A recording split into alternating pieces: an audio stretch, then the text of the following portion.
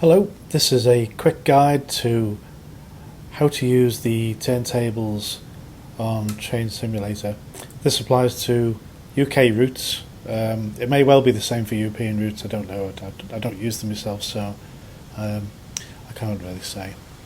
So, having drawn your locomotive up towards the turntable that you're going to use, the thing we have to do now is to press G, and you'll see the turntable swing round there and line up with the track that your locomotive is on. And then we have to slowly ease ourselves onto the turntable deck. Obviously it's easier with smaller locomotives. If you're trying to get a black 5 onto this particular turntable at Dumfries, it's a bit tricky because it's only really just fits on. So on we go. You can see that we need to ease up a little bit more. We're not quite balanced. If the locomotive isn't central on the turntable deck, then it's not balanced and it won't rotate for you. So we're just going to ease it up a little bit. We've pressed G and we're fine.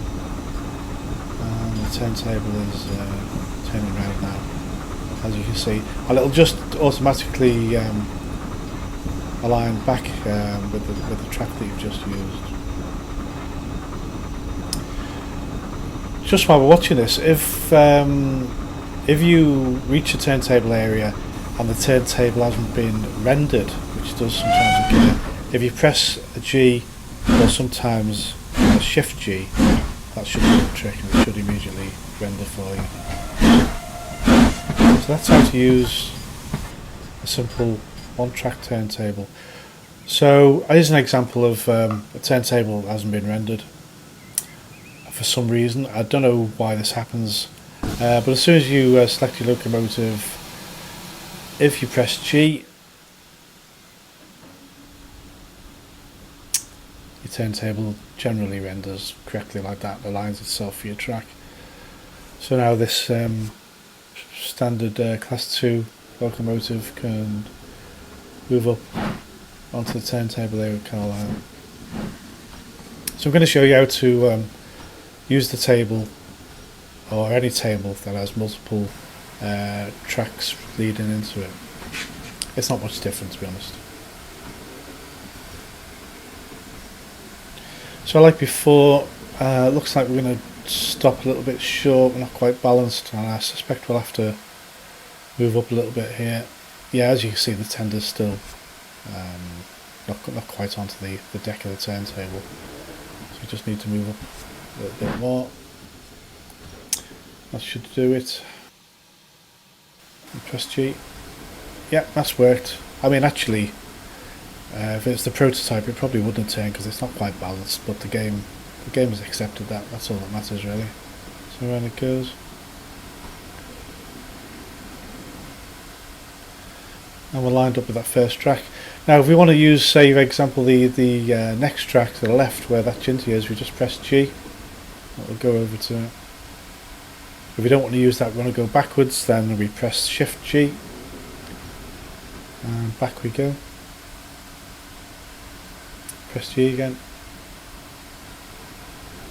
And press G again. And press G again. And we've been able to select any track we want. If we want to rotate now, we just press G and we'll go around. And there we go. So it's fairly easy. So obviously at this end of things now, there'll have to be another couple of presses of the G key in order to line up, because the back of the turntable is lined up with that little track there. So we press G, we press G again. We should be lined up nicely. There we go. So we'll just drive off on our own time now. So turntables with multiple tracks leading off them, they're not much different at all, to be honest with you. You shouldn't have too much of a problem with that. So that's about it. One thing I thought I better show you is the situation at Newton Stewart on the same route. It has a bit of a problem, as some of you may have discovered when you've attempted to turn a locomotive on the turntable at Newton Stewart. There you go. All the fun of the fair. Hope this has been a help. If you want to see any other tutorials, please leave a comment, and don't forget to subscribe. That would be fantastic. Bye.